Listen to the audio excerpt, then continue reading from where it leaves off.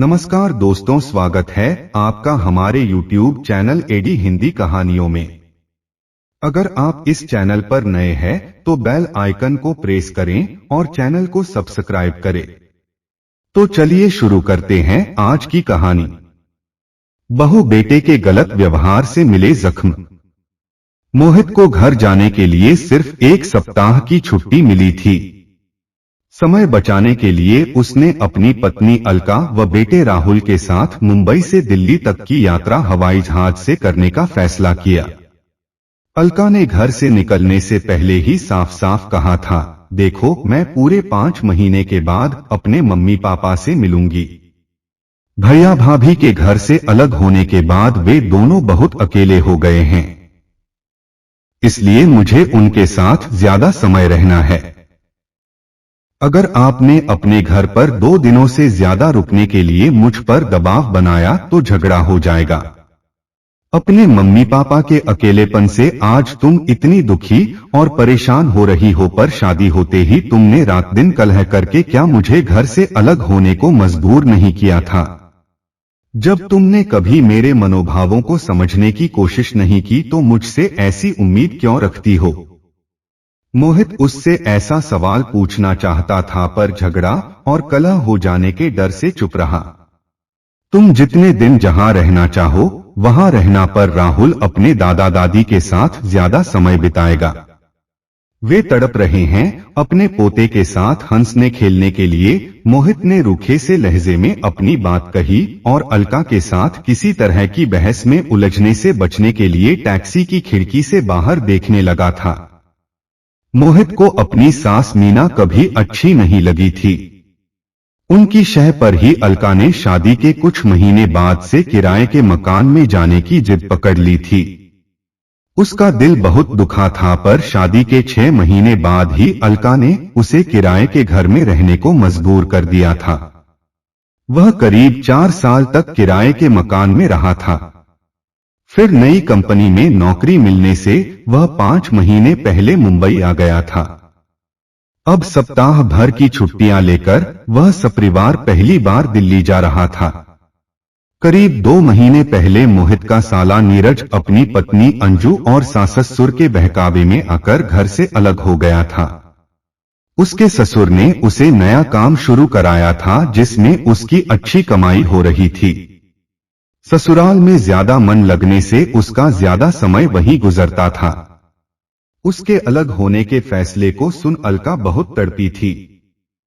खूब झगड़ी थी वह फोन पर अपने भैया भाभी के साथ, पर उन दोनों ने घर से अलग होने का फैसला नहीं बदला था।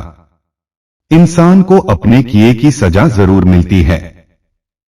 दूसरे की राह में कांटे बोने वाले के अपने पैर कभी न कभी जरूर लहूलुहान होते हैं। मोहित की इस कड़वी बात को सुनकर अलका कई दिनों तक उसके साथ सीधे मुंह नहीं बोली थी। मोहित अपने माता पिता को मुंबई में साथ रखना चाहता था, पर अलका ने इस प्रस्ताव का जबरदस्त विरोध किया। मां की कमर का दर्द और पिताजी का ब्लड प्रेशर बढ़ता जा रहा है। अगर अब हमने उन दोनों की उचित देखभाल नहीं की तो उन दोनों के लिए औलाद को पालने पोसने की इतनी झंझटें उठाने का फायदा ही क्या हुआ? अलका के पास मोहित के इस सवाल का कोई माकूल जवाब तो नहीं था, पर उसने अपने सास ससुर को साथ न रखने की अपनी जिद नहीं बदली थी। सुबह की फ्लाइट पकड़कर वे सब 12 बजे के करीब अपने घर पहुंच गए। पूरे सफर के दौरान अलका नाराजगी भरे अंदाज में खामोश रही थी। अपनी ससुराल के साथ अलका की बहुत सारी खराब यादें जुड़ी हुई थीं। सास के कमर दर्द के कारण उसे पहुंचते ही रसोई में किसी नौकरानी की तरह मजबूरन घुसना पड़ेगा, यह बात भी उसे बहुत अखर रही थी। उसका मन अपने मम्मी पापा के पास जल्दी से जल्दी पहुंचने को बहुत ज्यादा आतुर हो रहा था। घंटी बजाने पर दरवाजा मोहित के पिता महेश जी ने खोला। उन सब पर नजर पड़ते ही वे फूल से खिल उठे। अपने बेटे को गले लगाने के बाद उन्होंने राहुल को गोद में उठाकर खूब प्यार किया। अलका ने अपने ससुर जी के पैर छूकर उनका आशीर्वाद पाया। महेश जी तो राहुल से ढेर सारी बातें करने के मूड में आ गए। अपने दादा से रिमोट कंट्रोल से चलने वाली कार का उपहार पा राहुल खुशी से फूला नहीं समा रहा था। अलका और मोहित घर में नजर आ रहे बदलाव को बड़ी हैरानी से देखने लगे। जिस ड्राइंग रूम में हमेशा चीजें इधर उधर फैली दिखती थीं, वहां हर चीज करीने से रखी हुई थी। धूल मिट्टी का निशान कहीं नहीं दिख रहा था। खिड़कियों पर नए पर्दे लगे हुए थे। पूरा कमरा साफ सुथरा और खिला खिला सा नजर आ रहा था। मां घर में नहीं है क्या? मोहित ने अपने पिता से पूछा। वे डॉक्टर के यहाँ गई हुई हैं, प्यार से राहुल का माथा चूमने के बाद महेश जी ने जवाब दिया। अकेली? नहीं, उनकी एक सहेली साथ गई है। कौन? शारदा मौसी? नहीं, उन्होंने एक नई सहेली बनाई है। दोनों लौटने वाली ही होंगी। तुम दोनों क्या पियोगे? चाय, कॉफी या कोल्ड ड्रिंक? अरे बाप रे! महेश जी ने अचानक माथे पर हाथ मारा और राहुल को गोद से उतार झटके से सीधे खड़े हो गए। क्या हुआ? मोहित ने चिंतित स्वर में पूछा। गैस पर भिंडी की सब्जी रखी हुई है। इस शैतान से बतियाने के चक्कर में मैं उसे भूल ही गया था। वह झेंपे से अंदाज में मुस्कुराए और फिर तेजी से रसोई की तरफ चल पड़े। राहुल कार के साथ खेलने में मग्न हो गया। अलका और मोहित महेश जी के पास रसोई में आ गए। घर की साफ सफाई के लिए कोई नई कामवाली रखी है क्या पापा? साफ सुथरी रसोई को देख अलका यह सवाल पूछने से खुद को रोक नहीं पाई। कामवाली तो हमने लगा ही नहीं रखी है बहू। घर के सारे कामों में तुम्हारी सास का हाथ अब मैं बटाता हूं। तुम यह कह सकती हो कि उसने नया कामवाला रख लिया है। अपने मजाक पर महेश जी सबसे ज्यादा खुलकर हंसे। मोहित ने एक भगोने पर ढकी तश्तरी को हटाया और बोला, वाह, मटर पनीर की सब्जी बनी है। लगता है मां सारा लंच तैयार करके गई हैं। डॉक्टर के यहाँ बहुत भीड़ होती है, इसलिए वे तो 3 घंटे पहले घर से चली गई थीं।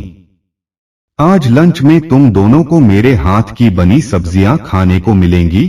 किसी छोटे बच्चे की तरह गर्व से छाती फुलाते हुए महेश जी ने उन दोनों को बताया। आपने खाना बनाना कब से सीख लिया पापा? मोहित हैरान हो उठा। घर के सारे काम करने का हुनर हम आदमियों को भी आना चाहिए। तुम बहू से ट्रेनिंग लिया करो। अब मैं तुम्हें इलायची वाली चाय बनाकर पिलाता हूँ। चाय मुझे बनाने दीजिए पापा। अलका आगे बढ़ आई। अगली बार तुम बनाना। तुम्हारे हाथ की बनी चाय पिए तो एक अरसा हो गया। महेश जी ने प्यार से उसके सिर पर हाथ फेरा तो अजीब सी भावुकता का शिकार हो उठी अलका को अपनी पलकें नम होती प्रतीत हुई थीं। तभी किसी ने बाहर से घंटी बजाई तो मोहित दरवाजा खोलने के लिए चला गया। अलका, तुम्हारे पापा आए हैं। कुछ देर बाद मोहित की ऊंची आवाज अलका के कानों तक पहुंची तो वह भागती सी ड्राइंग रूम में पहुंच गई। आप यहाँ कैसे? अलका अपने पिता उमाकांत को देख खुशी से खिल उठी। तुम लोगों के आने की खुशी में रस मलाई लेकर आया हूँ। राहुल को गोद से उतारने के बाद उमाकांत ने अपनी बेटी को छाती से लगा लिया। उमाकांत, रस मलाई का मजा खाने के बाद लिया जाएगा। अभी चाय बनकर तैयार है। महेश जी रसोई में से ही चिल्लाकर बोले। ठीक है भाई साहब। उन्हें ऊंची आवाज में जवाब देने के बाद उमाकांत ने हैरान नजर आ रहे अपने बेटी दामाद को बताया, हम दोनों एक दूसरे के बहुत पक्के दोस्त बन गए हैं। रोज मिले बिना हमें चैन नहीं पड़ता है। यह चमत्कार हुआ कैसे? इस सवाल को पूछने से मोहित खुद को रोक नहीं सका। यह सचमुच चमत्कार ही है कि इस घर में हमारा स्वागत अब दोस्तों की तरह होता है। मोहित सस्पेंस बढ़ाने वाले अंदाज में मुस्कुराते हुए उमाकांत उसके सवाल का जवाब देना टाल गए थे। तभी करीब 2 महीने पहले घटी एक घटना की याद उनके मन में बिजली की तरह कौंध गई थी। अपने बेटे भू के अलग हो जाने से मीना बहुत ज्यादा दुखी और परेशान थीं। बेख्याली में घर की सीढ़ियां उतरते हुए उनका पैर फिसला और दाएं टखने में मोच आ गई। डॉक्टर की क्लिनिक में उनकी मुलाकात महेश और आरती से हुई। आरती की कमर का इलाज वही डॉक्टर कर रहा था। तेज दर्द के कारण तड़प रही मीना का आरती ने बहुत हौसला बढ़ाया था। उस वक्त उन्होंने मीना के खिलाफ अपने मन में बसे सारे गिले शिकवे भुलाकर उन्हें सहारा दिया था। अपने बेटे से बहुत ज्यादा नाराज मीना ने उसे अपनी चोट की खबर नहीं दी थी। डॉक्टर को दिखाने के बाद कुछ देर आराम करवाने के लिए महेश जी व आरती उन दोनों को अपने घर ले आए थे। मीना का सिर भी दीवार के साथ जोर से टकराया था। वहां कोई जख्म तो नहीं हुआ, पर सिर को हिलाते ही उन्हें जोर से चक्कर आ रहे थे। इस स्थिति के चलते मीना को आरती के घर में उस रात मजबूरन रुकना पड़ा। उनकी किसी भी जरूरत को पूरा करने के लिए आरती रात को मीना के साथ ही सोई थी। नींद आने से पहले बहुत दिनों से परेशान चल रही मीना के मन में कोई अवरोध टूटा और वह आरती से लिपटकर खूब रोई थी। अपने बेटे भू के घर छोड़कर अलग हो जाने के बाद मुझे यह एहसास बहुत सता रहा है कि मैंने आप दोनों के साथ बहुत गलत व्यवहार किया है। अपनी बेटी को समझाने के बजाय मैं उसे भड़काकर हमेशा ससुराल से अलग होने की राय देती रही। अब मुझे अपने किए की सजा मिल गई है। बहन जी, आप मुझे आज माफ कर दोगी तो मेरे मन को कुछ शांति मिलेगी। पश्चाताप की आग में जल रही मीना ने जिस वक्त आरती से आंसू बहाते हुए क्षमा मांगी थी, उस वक्त उमाकांत और महेश भी उस कमरे में ही उपस्थित थे। जब आरती ने मीना को गले से लगाकर अतीत की सारी शिकायतों व गलतफहमियों को भुलाने की इच्छा जाहिर की तो भाव विभोर हो उमाकांत और महेश भी एक दूसरे के गले लग गए थे। आरती और महेश ने मीना और उमाकांत को अपने घर से 3 दिन बाद ही विदा किया था। तुम ऐसा समझो कि अपनी बेटी की ससुराल में नहीं बल्कि अपनी सहेली के घर में रह रही हो। तुमसे बातें करके मेरा मन बहुत हल्का हुआ है। मुझे न कमर का दर्द सता रहा है, न बहू बेटे के गलत व्यवहार से मिले जख्म पीड़ा दे रहे हैं। तुम कुछ ठीक होने के बाद ही अपने घर जाना। आरती की अपनेपन से भरी ऐसी इच्छा ने मीना को बेटी की ससुराल में रुकने के लिए मजबूर कर दिया था। आने वाले दिनों में दोनों दंपतियों के बीच दोस्ती की जड़ें और ज्यादा मजबूत होती गई थीं। पहले एक दूसरे के प्रति नाराजगी, नफरत और शिकायतों में खर्च होने वाली ऊर्जा फिर आपसी प्रेम को बढ़ाती चली गई थी। माँ आपके साथ क्यों नहीं आई हैं? अलका के इस सवाल को सुन उमाकांत अतीत की यादों से झटके के साथ उबर आए थे। कुछ देर में वे आती ही होंगी। इसे फ्रिज में रखा। उमाकांत ने रस मलाई का डिब्बा अलका को पकड़ा दिया। वे सब लोग जब कुछ देर बाद गर्मागर्म चाय का लुत्फ उठा रहे थे, तब एक बार फिर घंटी की आवाज घर में गूंज गई। दरवाजा खुलने के बाद अलका और मोहित ने जो दृश्य देखा वह उनके लिए अकल्पनीय था। मोहित की मां आरती ने अलका की मां मीना का सहारा लेकर ड्राइंग रूम में प्रवेश किया। बहुत ज्यादा थकी सी नजर आने के बावजूद वे दोनों घर आए मेहमानों को देखकर खिल उठी थीं। मोहित ने तेजी से उठकर पहले दोनों के पैर छुए और फिर मां की बाह थाम ली। मीना के हाथ खाली हुए तो उन्होंने अपनी बेटी को गले लगा लिया। अलका उनसे अलग हुई तो राहुल अपनी दादी की गोद से उतरकर भागता हुआ नानी की गोद में चढ़ गया।